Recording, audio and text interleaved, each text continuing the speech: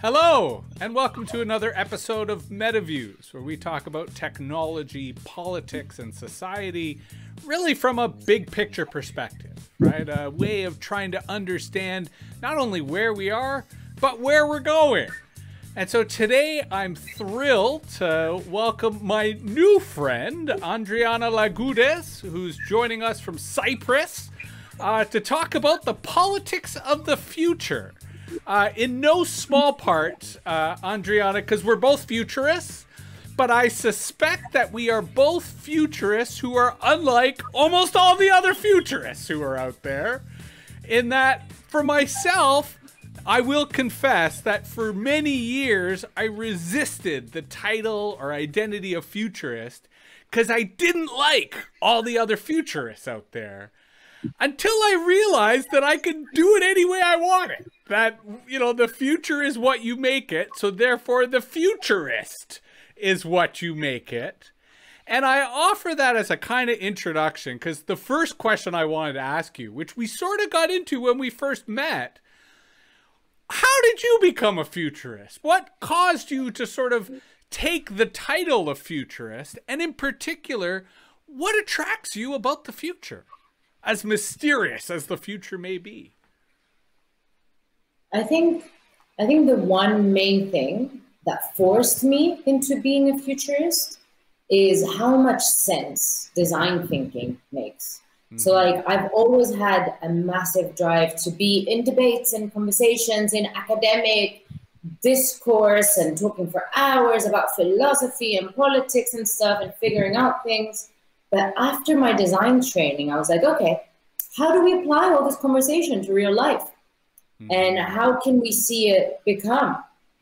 So I never really had that friction of not calling myself a futurist because I was never in a pot of futurists. I came from a pot of designers. I had those couple of years where I didn't call myself a designer, and now I do, but I call myself a social designer with a futurist mindset, because you kind of have to envision the future into what we're strategizing towards right now, where everything, every single aspect of the interconnectedness of how the world is going is at a critical point. Well, and it ties into sort of the other motivation I have for thinking about the future, which is this idea that it is inherently political. And I think you just touched upon it, that we're in this global crisis in which our existing systems have either failed or been challenged. And there's tremendous demand for new systems that are inclusive, that are accessible, that are participatory, that, to your point about design thinking, do more than talk about the world we want, actually start implementing it, actually start helping people kind of achieve their dreams, you know, get basic necessities, but also climate catastrophe and climate change, that there's a general uncertainty kind of hovering over everybody. I wanted to talk to you today about the politics of the future because I kind of assumed that you would share that sort of viewpoint, that the future is inherently political. And I feel you just sort of acknowledged that, but I'm going to ask you to elaborate. Where do you see the intersection of design and politics? Right? If part of your motivation for, you know, futurism was wanting to take design thinking and implement it and empower communities, that's what I love, the concept of a social designer. Where do you see politics and design kind of intermeshing in your own kind of practice of futurism or foresight? There was the initial decision was made on this layer that I'm going to explain now.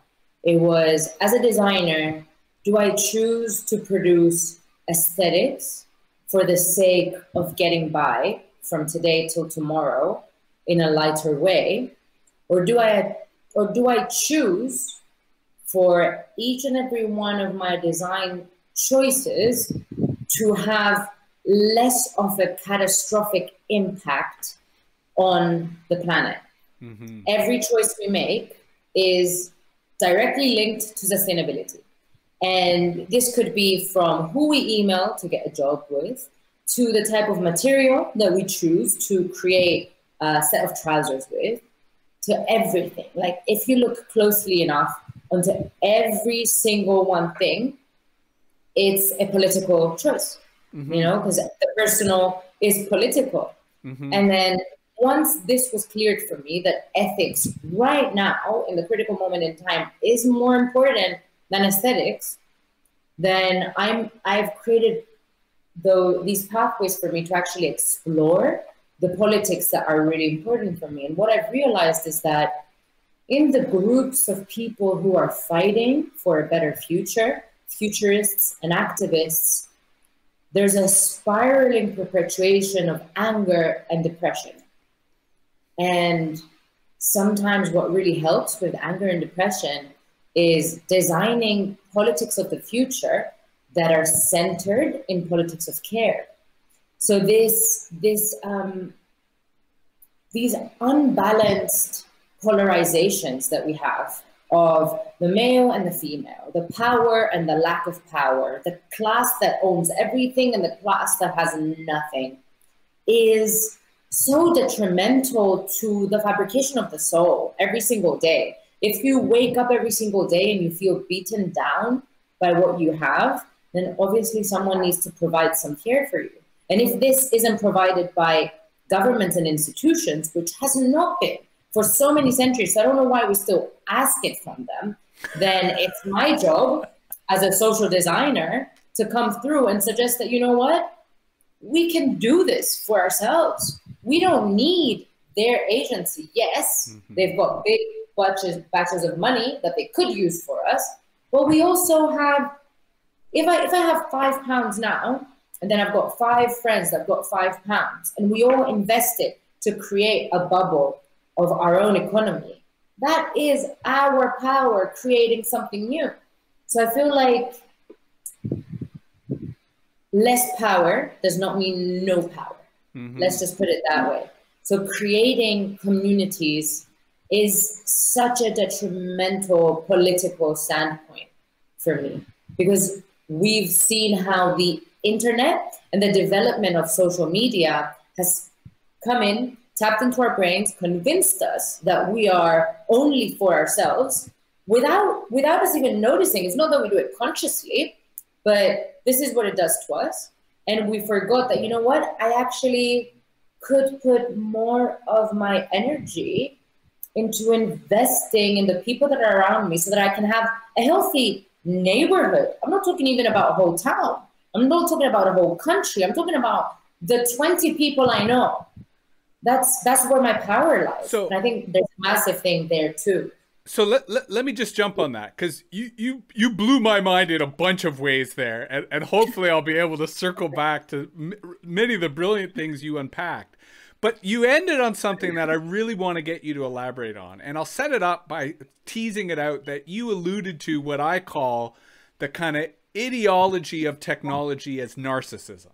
That there is right now this underpinning logic of social media and much of our consumer technology that tells the individual, focus on yourself, you are, you know, it's all about you.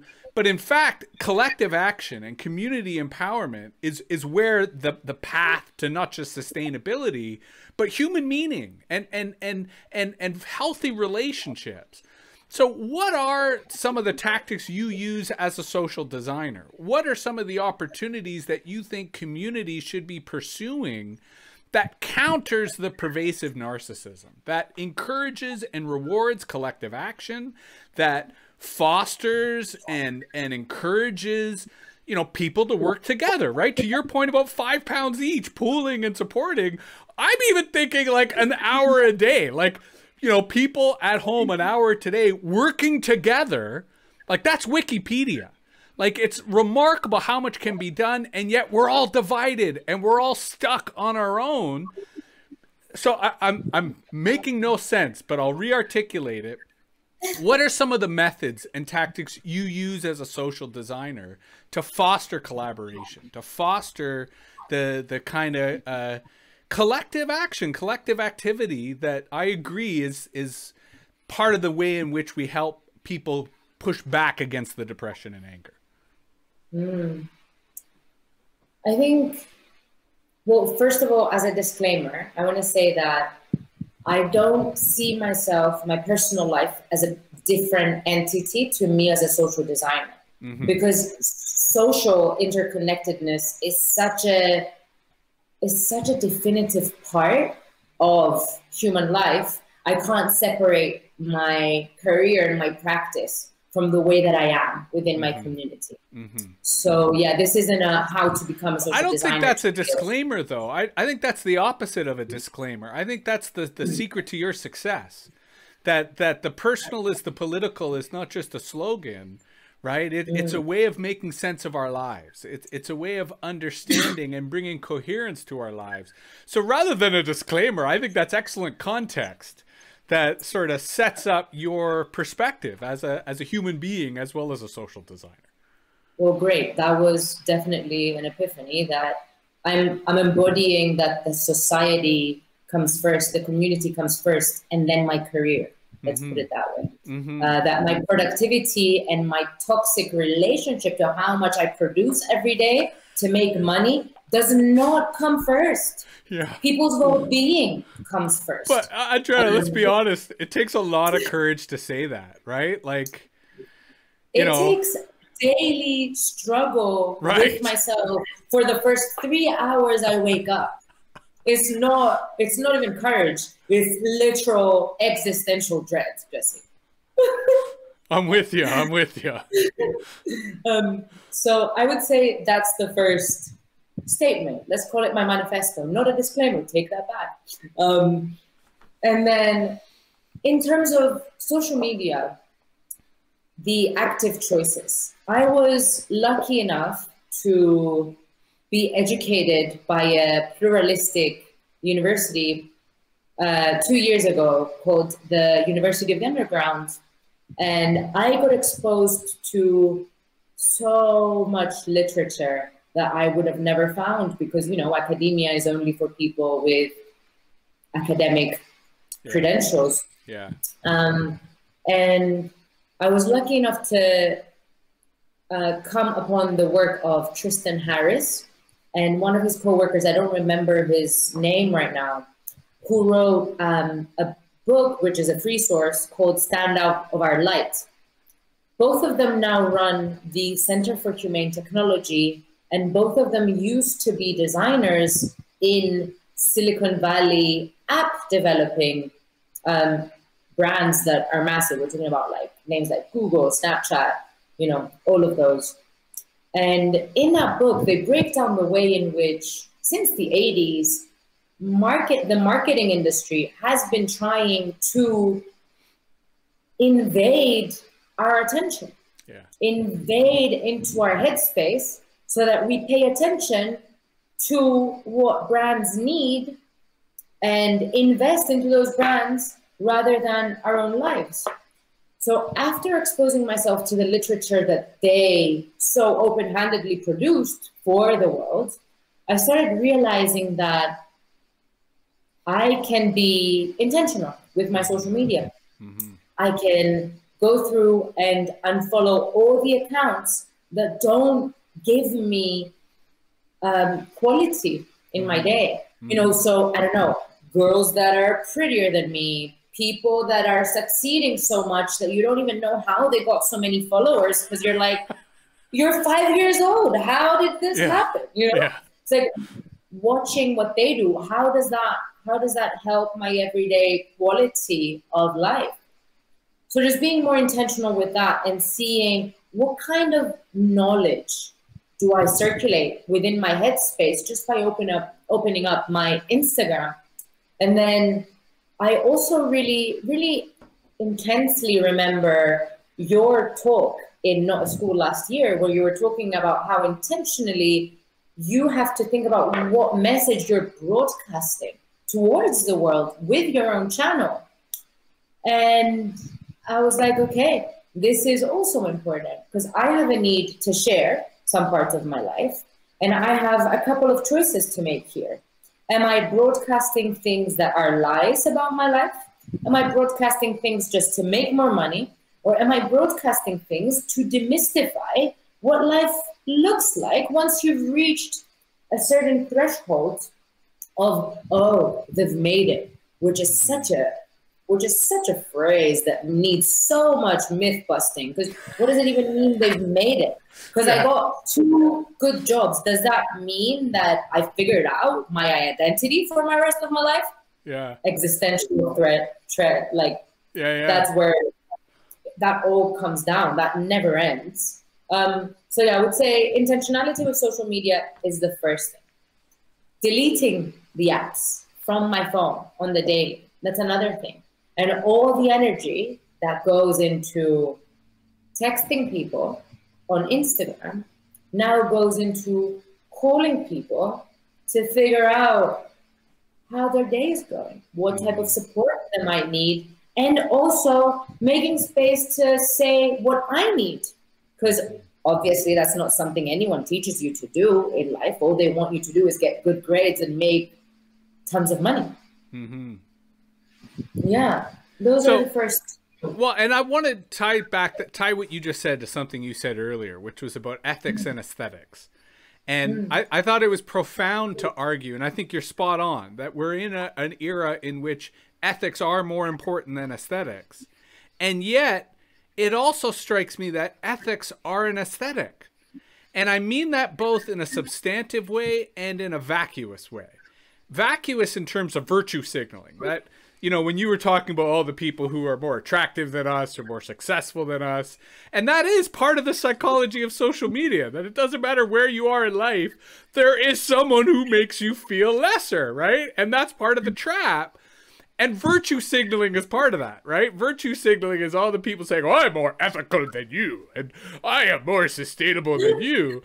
But at the same time, underneath that, there is, I think, a substance. And without going too off track, I have not been posting a lot on social media in the last 6 months, year. But I did post when I got my vaccinations, because I wanted everyone in my network to know that I got my shots, that I believe in the science of vaccination, that this is really an important thing for people to do. And that's where I felt that there was an aesthetic of ethics that I was trying to legitimately perform, not as virtue signaling, but as, to your point, thinking of the greater good and engaging in a larger collective action in which I wanted my voice to be part of the other voices that said, we can do this, it's all for one, let's get it together. And so I'm curious to have you think a little bit around the overlap between ethics and aesthetics.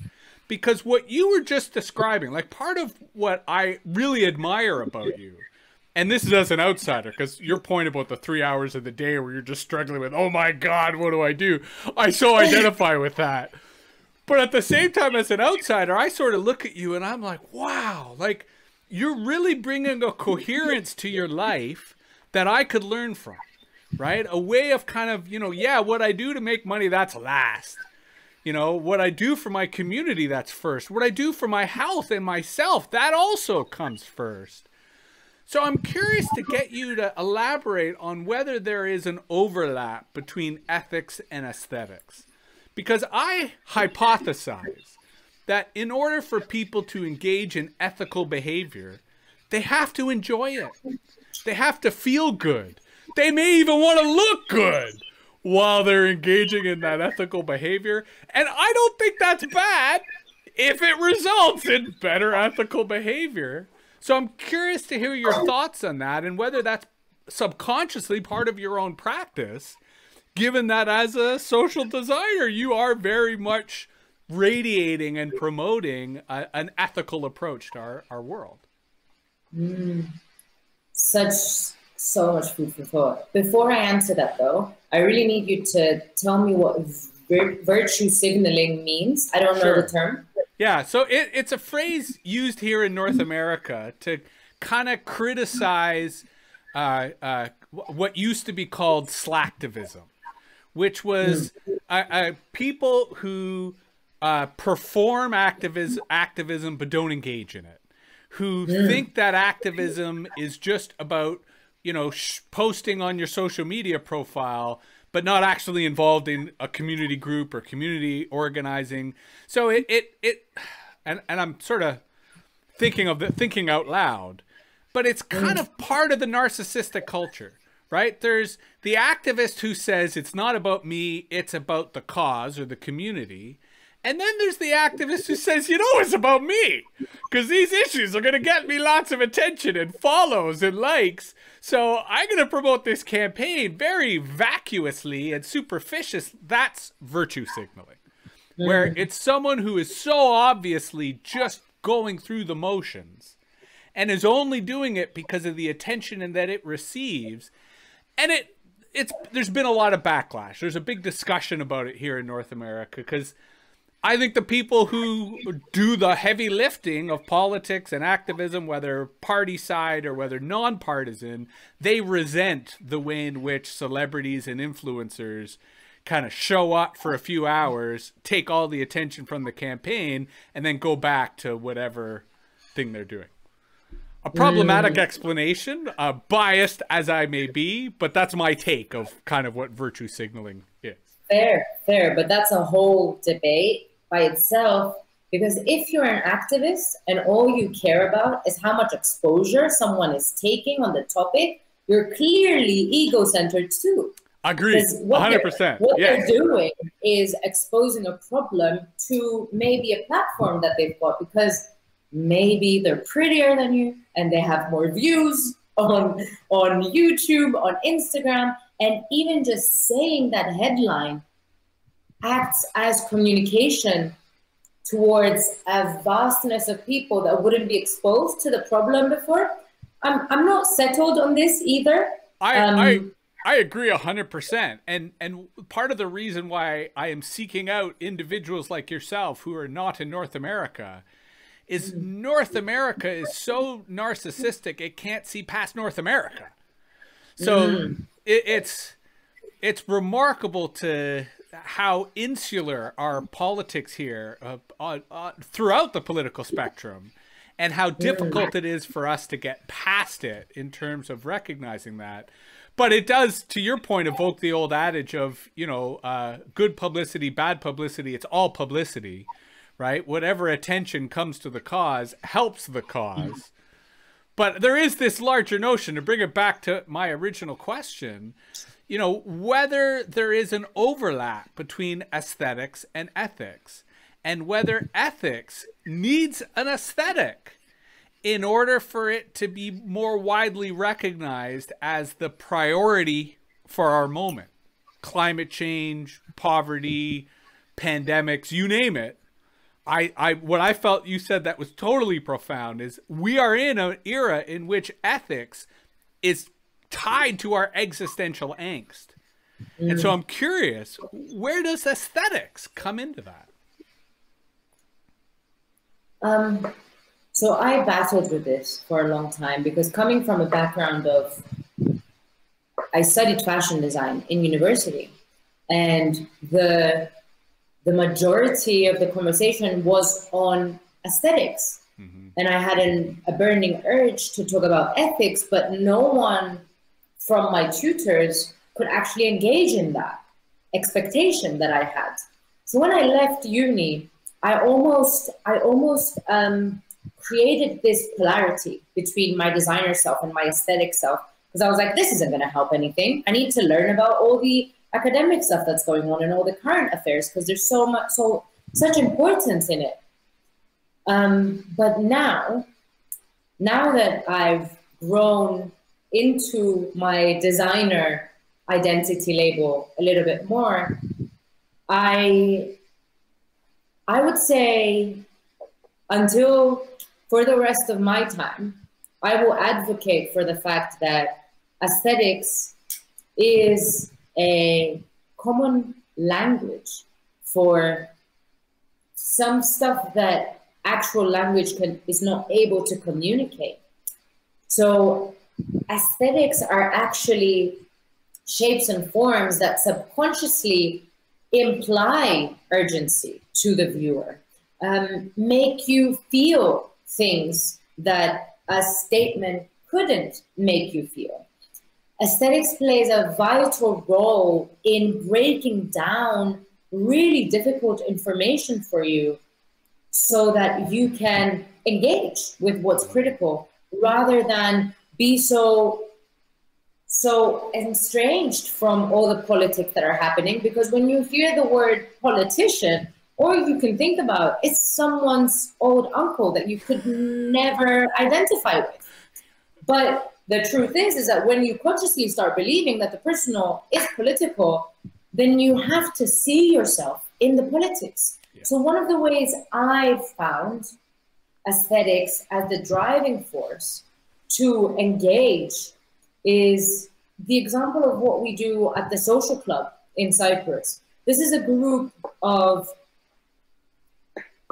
I would say, yeah, politics of care. We're a collective of different people in Cyprus that don't claim they know everything. We're not academics. It's interdisciplinary. And what we're trying to do is we study politics together, break it down, and try to share this information outwardly in really simple terms so that people don't feel stupid when an academic speaks to them just because a term isn't engaging to them. A term that's so vital for them to understand the environment that they exist in right now. And this is the case for so many different topics that inform your experience of life. But if you haven't been privileged enough to be in rooms where they tell you, you know what, you have been oppressed because this, and this, then you will never know that's the case until someone communicates that someone becomes the wagon to communicate from academia to real life. So aesthetics and design is that vehicle to break down and dismantle this dense information that is just scripture and texts and reports and articles that no one will ever see because you don't have access to university data, and turns it into an Instagram post, a Google Drive that people can go into and look at it, a Facebook post. It doesn't need to be more than that. People engage on Facebook in Cyprus for politics. So I'm like, why not just break it down on a Facebook post? And if they want to refer back to it, they can find it on the archive or our page. Why the hell not? Now, I have to, given contemporary politics, come back to learn more. I have a few questions to ask you about Facebook and Cyprus and politics, but I want to touch upon the politics of care first, because you've used that phrase a couple of times, and it's in and of itself very evocative and powerful. So given the theme of today's episode, where I'm really trying to get you to draw Venn diagrams, where do you see the politics of care and the politics of the future overlapping? Part of it almost sounds as if there's a complete overlap, that you almost would synonymize the two, that the politics of the future is the politics of care. But maybe that's not the case. So I'm curious to hear you kind of tease out what you see as the relationship between these two approaches to power and communities. So the politics of care is, for me, the politics of the future. I'm not here trying to convince anyone who believes the polar opposite of me that politics of care matters. I've had a 29-year experience of life in people imposing their opinion on what I should believe or not. So if people choose to be that way, then I'll continue working on my lane and the people that are ready to talk about politics of care and politics of the future in the means of caring for each other with the ones that want to talk about it. I'm not... Well, so based on your, again, failed attempt at a disclaimer, but don't worry, we can get into sort of what's going on there. It begs the question, where did you learn the phrase, the politics of care, from? I didn't learn it. It came up. It came up in the way that I wanted to be. It came up in the way that I interacted with other people that had this burning desire to do something that would change the way that we operate with each other. So in my time at the University of the Underground, we had the brief for the month that we were in New York was to respond to the hypothesis of what happens in post-nation states when we go beyond nations. How are we? What is this sci-fi hypothesis?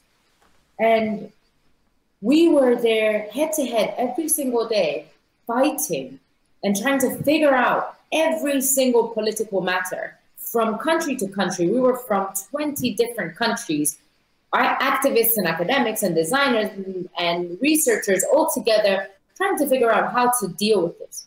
And at the end of the day, the one thing that we realized is that how can we even start talking about generalized solutions when we don't even know how to communicate with each other?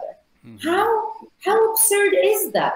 I say poverty and you hear something completely else. So how many times did we come to a conclusion in a conversation, personal or more systemic, that our definitions of words are so different because our memory data of life are so different? If I can't give you space to describe to me what your experience of life is, then how can I make sure that I'm being understood with the emotion that I'm trying to bring through? So this started. I just have to stop you there and just acknowledge that was absolutely fucking brilliant. Please continue. So thank you. But it keeps on being the case in every single group that I find myself in. Group that comes together from a space of we need to help the situation. We need to start working actively in being part of the solution rather than perpetuating the problem. And what happened is that politics of care is a term that really solidified for us in the social club. Because what we did is that we wanted to work together, but we didn't want to get each other anxious and stressed about how much work we were going to produce.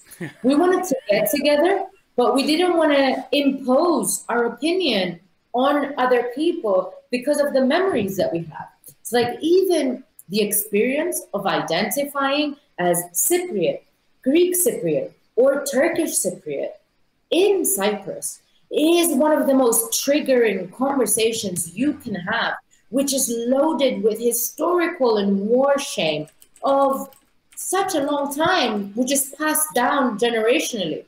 So what happened is that we created a workshop that we tested a while ago with a group of artists in Cyprus.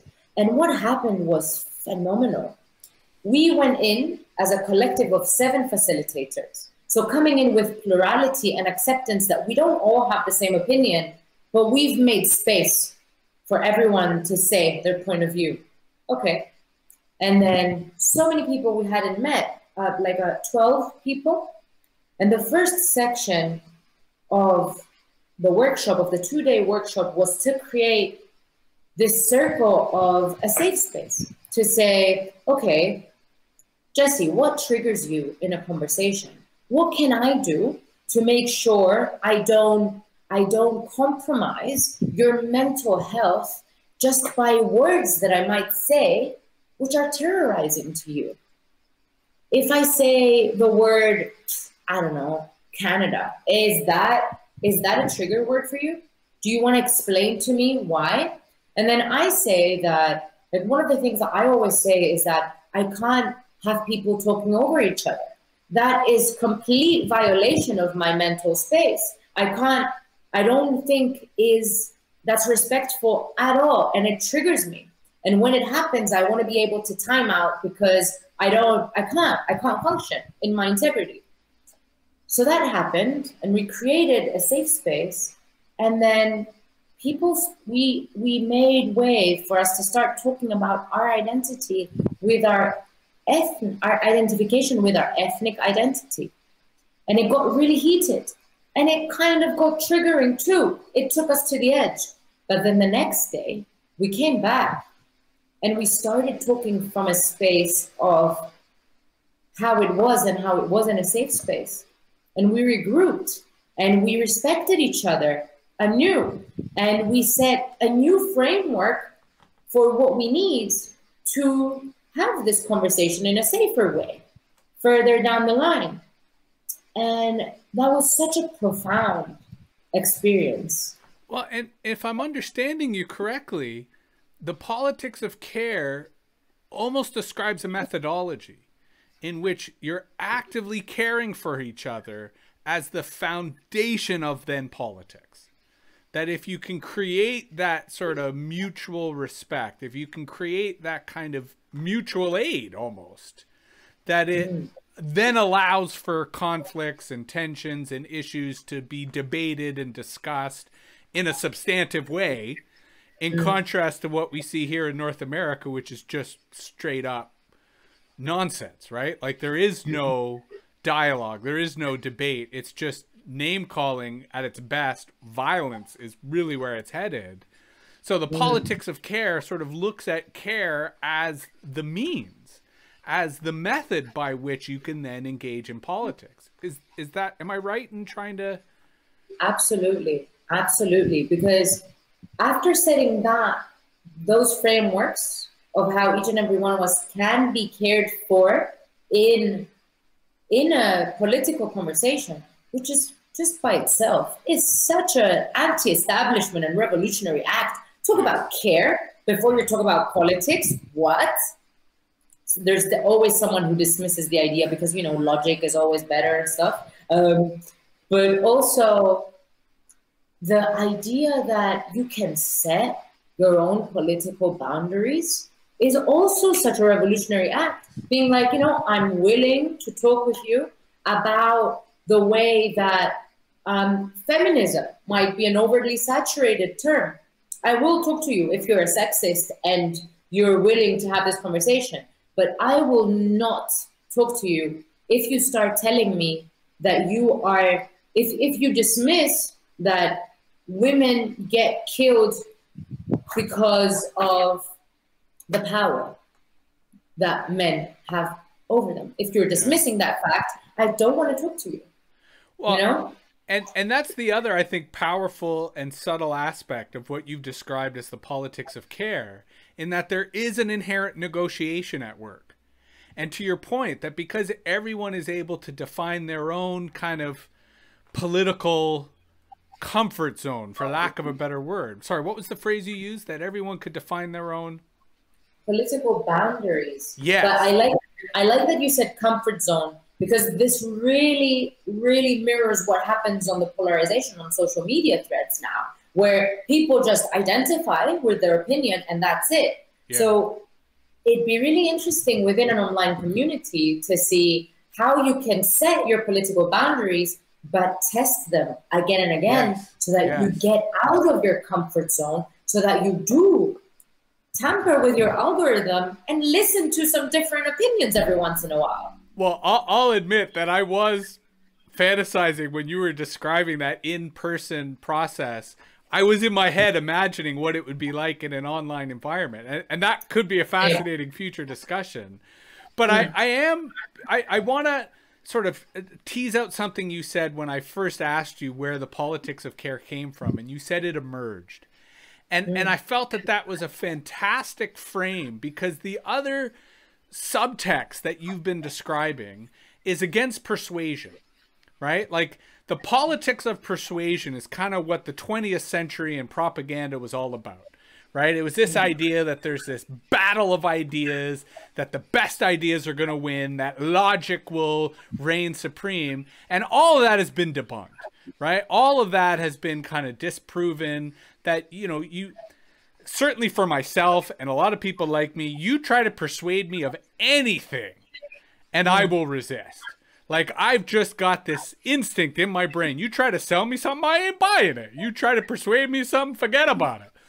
But there's fantastic research around emergence, that if you allow people to talk amongst themselves, if you provide them with the right knowledge, the right facilitation, they will come to their own conclusions, and their conclusions will almost always be more ethical than whatever persuasive campaign, whatever propaganda that you're trying to change someone's perspective on.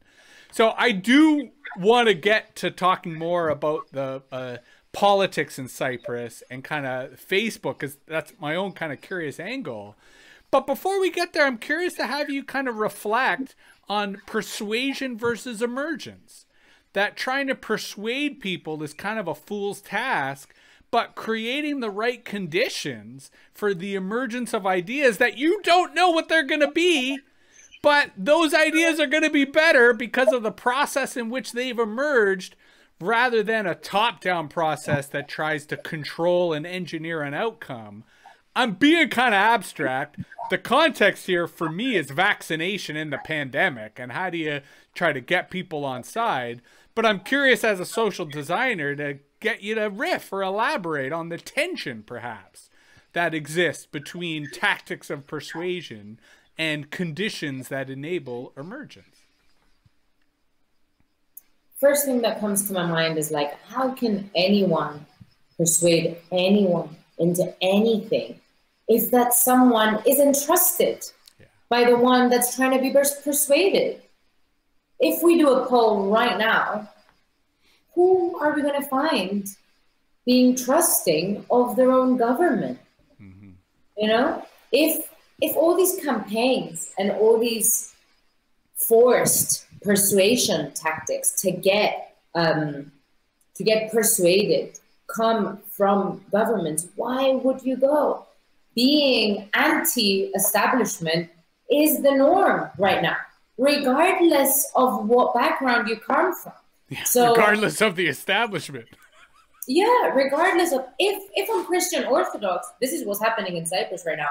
I'm Christian Orthodox and I'm really like religiously Christian Orthodox. I am anti-government right now and anti-vax. That's absurd. That wouldn't even make sense, but makes sense to them. So, you know, it's like if the people in power, if there's no inspirational people in power actually seeing the purity of what science is trying to do with this pandemic situation that we have now, then how can you trust a one person on top, a one ruling group of people that is ever knowing of everything? What? There's the internet. AI was created because human minds cannot fathom the amount of information. Who are these people fooling? Sorry, rant over. Yeah, but totally fair. In terms of emergence, though, you know, the one thing that as soon as you were saying the statement for me to comment, I couldn't, again, I got really static on one point. Providing people with the emergent space so that things can come up for them. People need to provide this for themselves. This is where my understanding of humankind comes to right now. Again, I've said this before in our talk today, but I cannot expect a governing institution to provide me with what I need. I need to create it so that they can see the model to bring it down.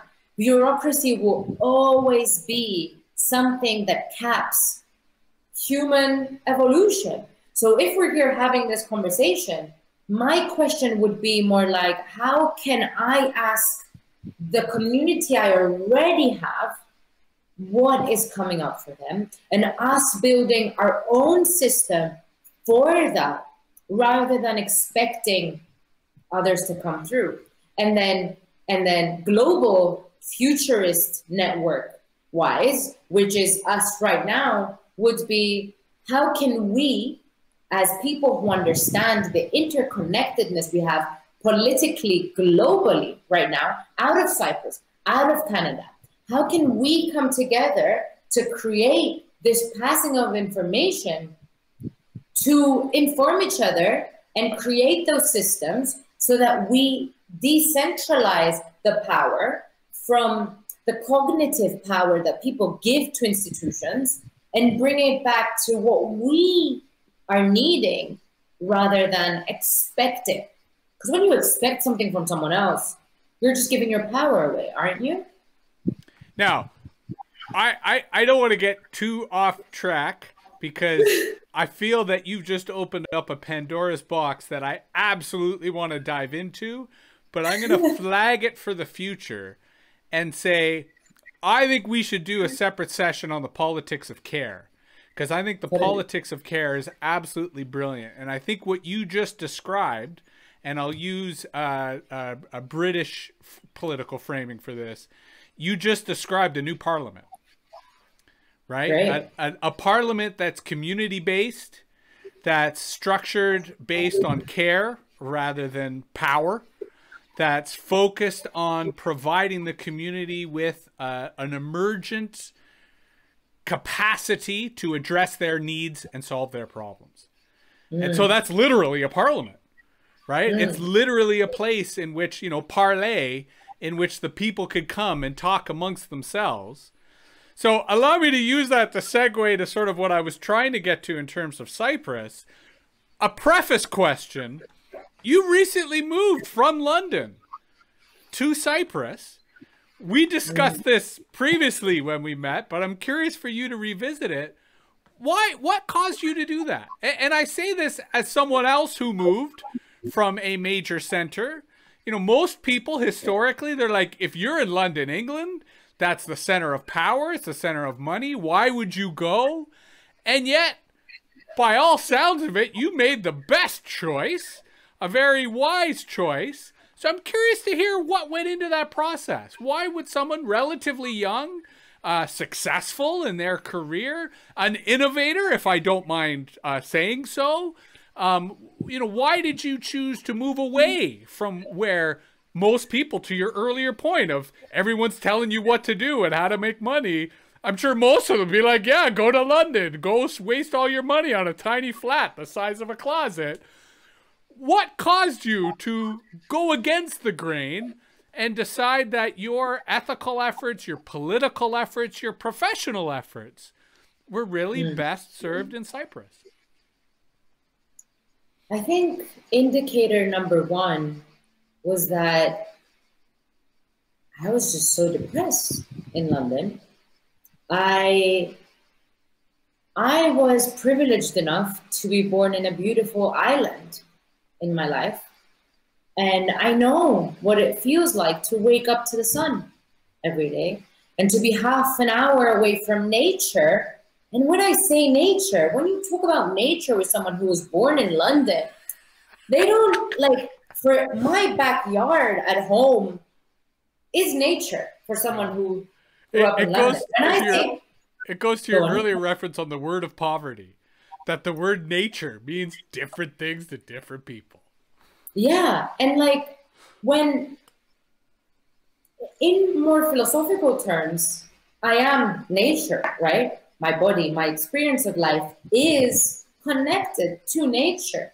So when I feel so detached from it, I start getting depressed. Okay, formula number one. London was cement, no nature. Great, cool.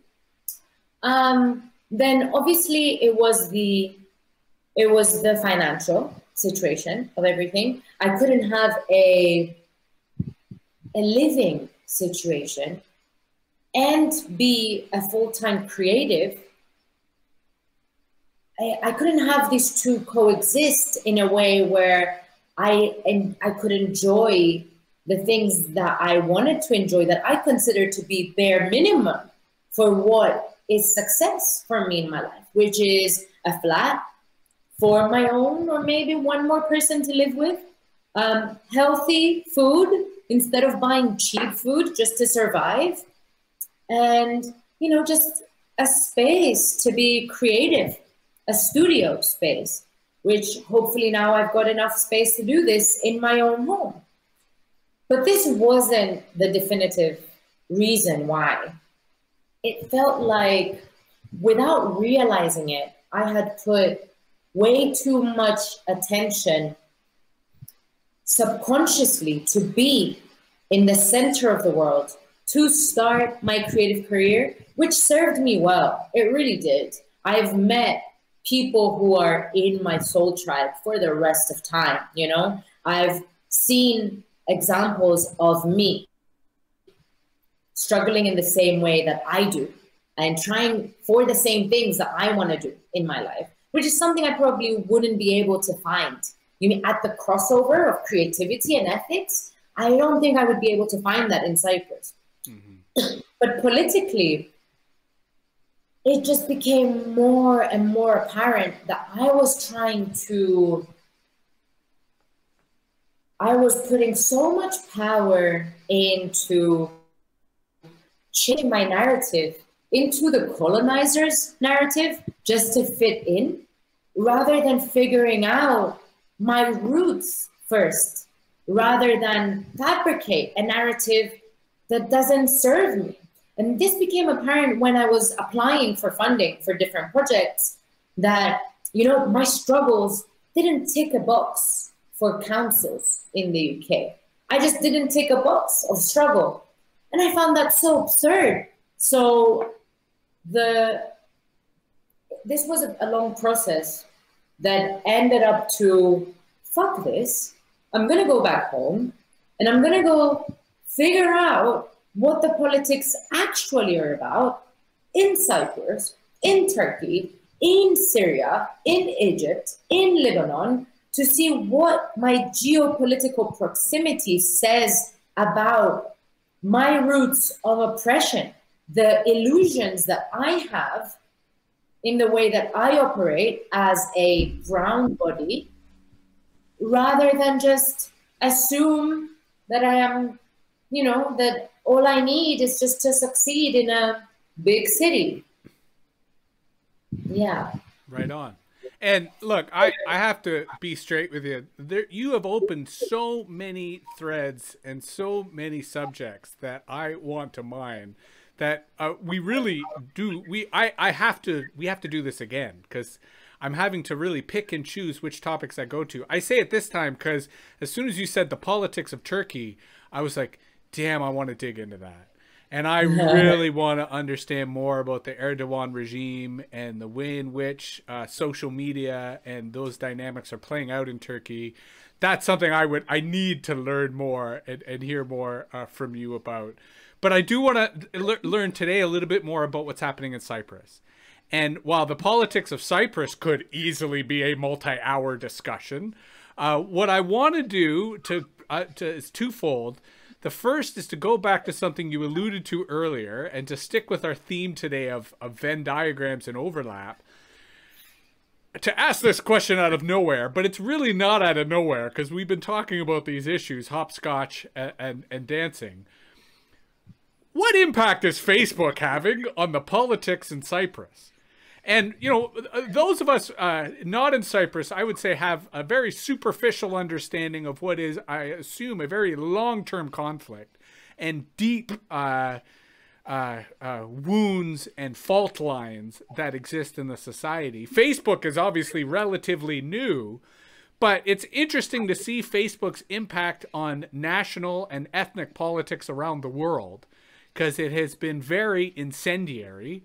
And also, Facebook, here in North America, certainly, but this is also true in many other places, dominates local politics. Like where I live, local politics is all Facebook all the time. And it's remarkable how, like, you know, City Hall or Town Hall means nothing compared to the Facebook group. So I'm curious, without us spending the hours that we could getting into the politics of Cyprus, if you could give us a glimpse as to the impact that Facebook has had on both politics, the Cypriot politics in general, but also local politics in terms of the community that you live in and that you're active in. Great question. I'm definitely not, my area of expertise is not Cypriot politics. So I'm not claiming, you know, academic credentials on the information that I'm about to share. So if anyone watches this that has any doubts, please, like, feel free to apply your criticism. We're here to learn, right?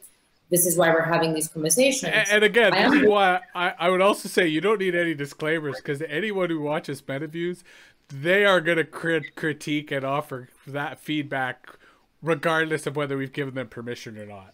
But I would offer that you've already established your authority under the personal is political.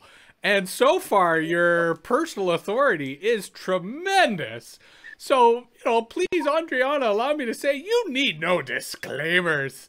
If anything, it only distracts us from the wisdom and brilliance that you bring to these curveballs that I love throwing at you. Thanks. But also, I think these disclaimers are less about the audience of Metaviews and more about the Cypriot audience. Because what you have to handle with here is an almost Arab country. And I say almost because of the geographical position of Cyprus, where men have all power over women, where me saying what I think will be criticized with more scrutiny because I'm not an academic, because I'm just a designer who claims emotions are important, And just because I like giving these disclaimers, because if they come back at me, I can refer to and say that I never claimed to be this person you're telling me you are. This is the expectations you have of yourself. This isn't me. So all the disclaimers are really necessary for me to be able to survive. I think this is my conception until now. I hear you, and I think that's absolutely valid. And if anything, what I would want to offer in moving forward is that part of the responsibility of Metaviews in hosting this discussion is that if anyone does come at you, we got your back. Let us know. You are forging, new friendships and alliances internationally that ensure if these bigots do come after you, that we will very much rush to your defense, virtually initially, but physically if we had to. These are the times we live in. But I do acknowledge the risk that often comes with saying stuff that is outside of the orthodoxy, or saying things that you've a number of times today alluded to the power of the academy, which ironically here in North America does not exist, right? The academy is so discredited and marginalized here in North America that we don't take what they say seriously at all. But I acknowledge that that's not the case across the pond, as it were, and that it is often difficult for a young woman to speak her mind without feeling that you're going to be attacked by powerful institutions. And that sucks, but I acknowledge it. But please, Just to say, this is not a disclaimer, this is an actual fact.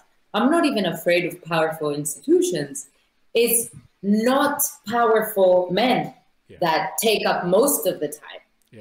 That just share their opinion, even on matters that they don't really have an informed opinion on, and just distract the whole conversation from its own point. Anyway, which is exactly what that's I'm an doing. important.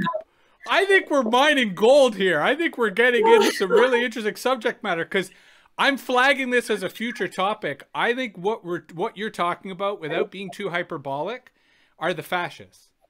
And I think that they, young men online, organized and violent, is not going away. And it's something that as a society we need to come to terms with. Because they are attacking young women. They are attacking racialized communities. They are attacking anyone they perceive as strengthening their movement or giving them a sense of cause and purpose. So I put that on the table only because, to your point, it is real. And it is something that we need to organize and fight against. I apologize. We're getting off track. Back to the impact of Facebook on Cypriot politics, which, as you noted, is vitriolic and full of angry men who don't like to hear other people say things that they might not agree with. So there's different topics that could be addressed through Facebook. And definitely when lockdowns started happening, people's depression and despair, that felt really political, but never turned into political action. But the one thing that really, really had a massive impact on me and my active community in Cyprus this year was that there was this one protest that a couple of organizations, towards like left-wing organizations, but in the radical left, not in the parliament left. And this is an important distinction because, you know, leftist parties that are in the parliament in Cyprus aren't really standing up to the values that they have. So that's why the radical left is necessary. The people that are breeding these communities of the future that we're talking about today. So what happened is that in one of the third series of lockdowns that they imposed on us in Cyprus, there was a tighter curfew and a lot of other things that we had to do, and, you know, fines if we went out and stuff like that. And then another thing that was imposed is that our right to protest was removed. So that's unconstitutional. If I use the word unconstitutional, right, it's a human right to protest for what you believe is better for you, for your standard of living, or not. So what we did is that we took it to the streets, and a bunch of these organizations that I'm talking to you about that are creating a new future came together, created one umbrella platform, and they were like, we are all going together in the streets to protest these strict measures that they're imposing on us, taking advantage of the pandemic to cripple the poor, give more power to police, and abuse, you know, the tests and the scenario of the pandemic to do whatever type of corrupt stuff they're fabricating behind cameras.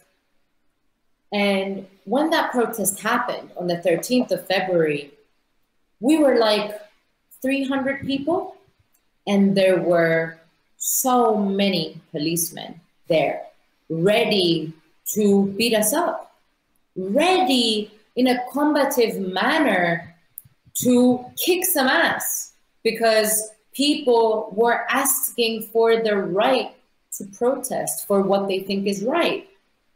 Totally in regard for the pandemic. We were all wearing masks, we were all keeping our distances. Most of us are, I don't know if everyone went for a check to know if they were COVID positive or not, but yeah. And what happened is that they attacked, and it was a battle. It was the first time where you could see the government, the Cypriot government, attacking its own people, its own kids. We were like an average of like 20-somethings to 30-somethings. And that's where Facebook really did its job, because the first image that went out was an image of a friend of mine with blood coming out of his forehead, you know? And we don't have war in Cyprus. This was done by policemen, Cypriot policemen. So that's when the people behind their screens at home reading posts on Facebook saw that it went too far, saw that the government was attacking their own children for absolutely no reason. They even had a massive tank that had a water piston on it that almost blinded a girl for no reason. It was not necessary. And then the week after that, people had felt so much that it mobilized the biggest protest march that has ever happened in my hometown, Nicosia. And that was massive. That was a big, big response to, okay, people are listening and people are going to do what feels right to them, and that people are driven by emotion. You know, politics are great, but people are driven by the personal. And that's where the personal really came forward. And then as most social movements. Most people weathered away. But what really happened is that all the people that organized and all the people that have these causes close to heart came closer together. And new groups formed, and new protests happened, and a new narrative started on Facebook. People who were just saying what they thought was right, what they thought was common sense to them, now are followed by so many more people because they're waiting to see what they're going to say, because they don't have access to that from media, because the media just perpetuates what the government or the church wants them to say, which is absurd. So this is one great example of how Facebook really was a platform for social change. Yeah, that's what it was. Well, and to your point, disrupted the existing channels of communication, right? Disrupted the way in which people are shaping their opinions and shaping their perceptions, so that it allowed this relatively small group of young people to kind of pierce through, you know, people's perception of what is what, partly because the police were stupid, right? They literally beat up these young people without recognizing the impact that that would have. Just absolute blackout. I swear to you that I have, it's so alienating to see how the police in Cyprus act. And now I understand how wars break out between the people and, you know, the services, the guards that are supposed to care for them. This idea that they know better, you know, they might stop someone in their car because they're speeding, and they're imposing this idea on them that, you know, I know better, I have to give you a fine. And the person in that car could be anyone, a scientist, a doctor, someone who is healing people on a daily basis in a really factual way. But it doesn't matter, because the state gives them unprecedented power for absolutely no reason, to protect the hierarchy of the state. And that's that. Well, and, you know, allow me to sort of wrap things up by teasing out something you just said in terms of the impact that that protest, that police riot had, that it changed the narratives, that it changed the story. And I think that's where the politics of care strikes me as having a very potent potential for the future, because it changes our narratives of the future. It changes the way in which we perceive the future, because to your point, you're allowing each person to begin by negotiating what I called their comfort zone, or what was the phrase you used? Their political boundaries. Their political boundaries. But once they realize that they can negotiate or define their political boundaries, then they start questioning all the other political boundaries. They start questioning the political structures. They start questioning the communication structures. So as a big picture kind of taking us out, we've talked for an hour. We should talk again, but we should wrap up and respect the limited attention of our audience. Yeah. Where would you like to see the future of the politics of care? And you alluded to this earlier in terms of a decentralized kind of social movement of people kind of applying the politics of care in their communities. You know, I'll offer this so I don't totally throw you into the deep end. I'll offer you sort of two possible questions. What kind of online network or what kind of internet relationships could you see connecting all these different communities engaging in a politics of care?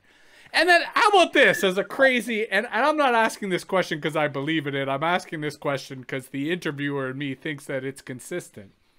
If some university came and said, Andriana, we've got a bucket load of money. We're going to give you a center called the Center for the Politics of Care, and we would like you to really take this methodology and allow for students and researchers to really explore it.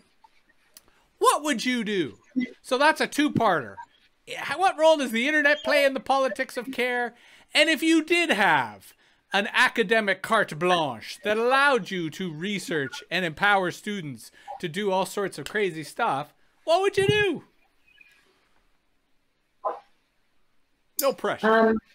I mean, everything I'm going to say now is all a hypothesis, because we already stated that emergence is how we work. Yes. So Yes. all this is just it's just an expectation, not the reality. But setting grounds for the future is so important, because that means we've got an anchor to go towards. It doesn't mean we're not versatile to shift gear though when needed.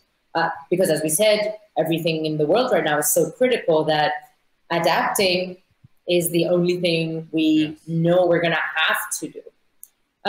So to answer the first question, I think the internet, the most important thing that it does is that it provides a space for communication and connection. And then everything falls under that. So in the same way where with my local groups, I will meet every week or every other week to discuss, I can also do that through the internet and through technology. And I've seen that happen with my communities in London, around the world right now, that I was consistent with them and I was consistent with the other ones on the ground.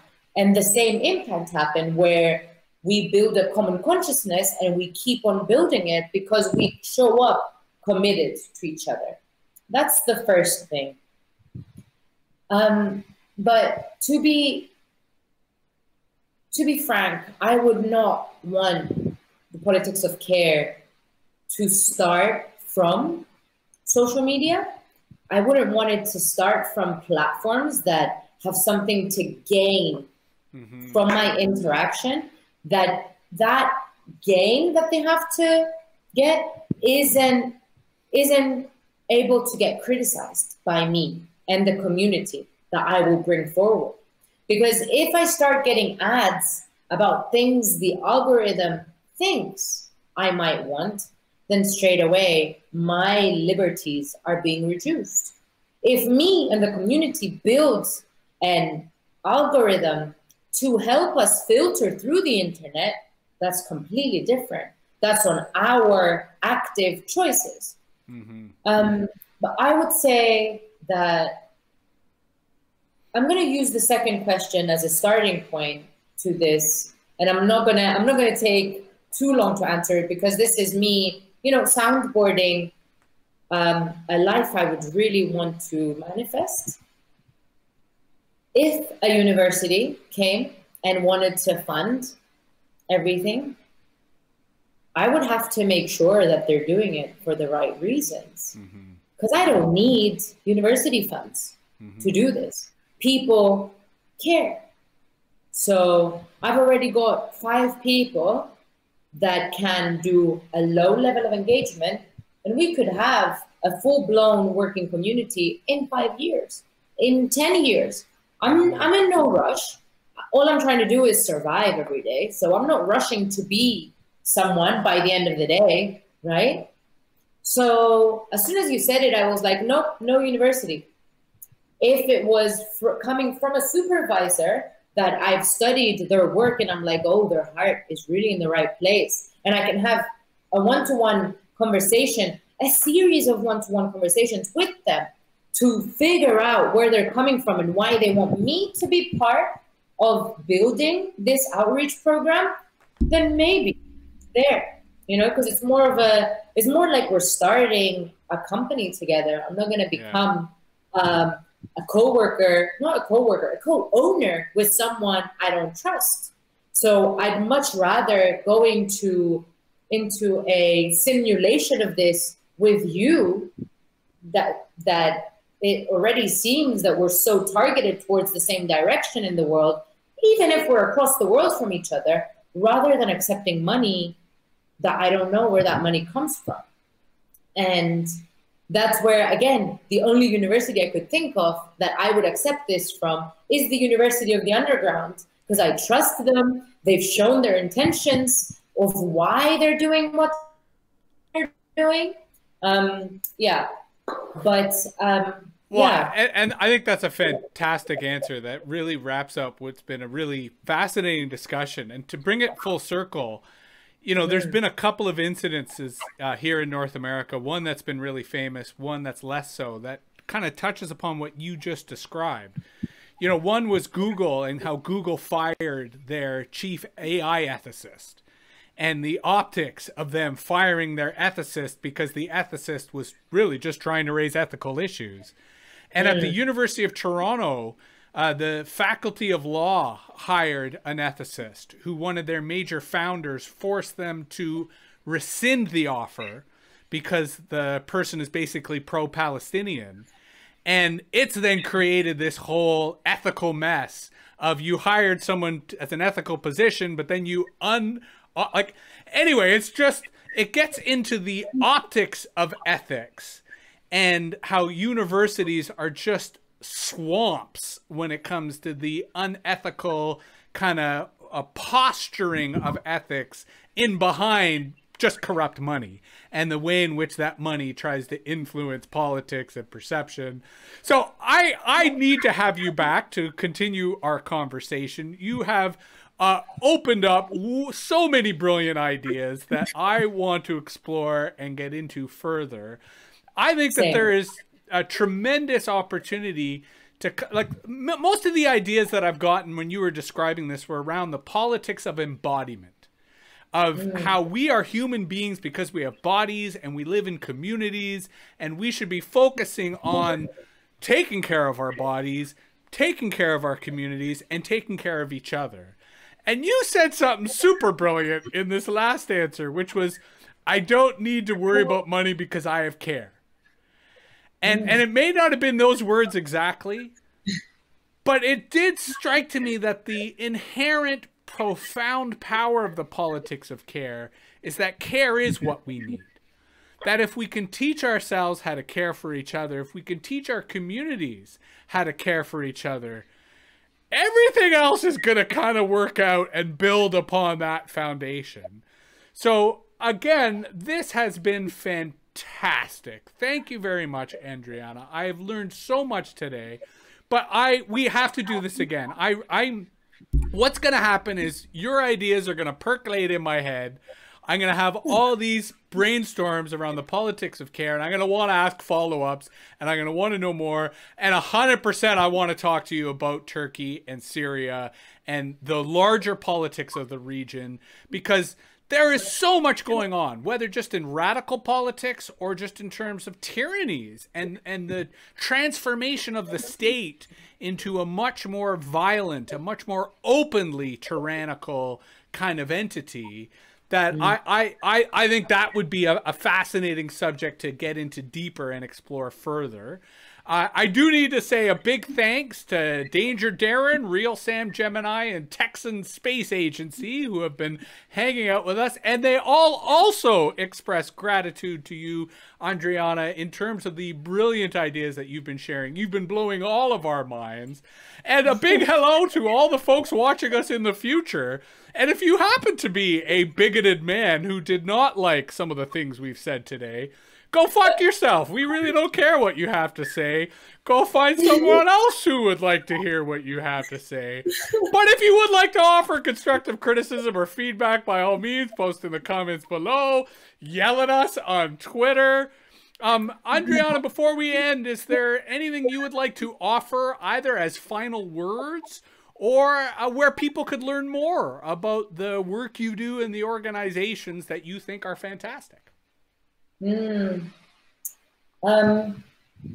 Interesting. You just triggered a thought. I've had to do that Linktree link on my Instagram for so long, and this question is like, yep, I have to actually do it. I need to link people to all the resources that have been great for me. So thanks for that. I'm going to add it to my to-do list. But in terms of just to continue this conversation, you can find me on Instagram at andriana.lagoudes. That's my username.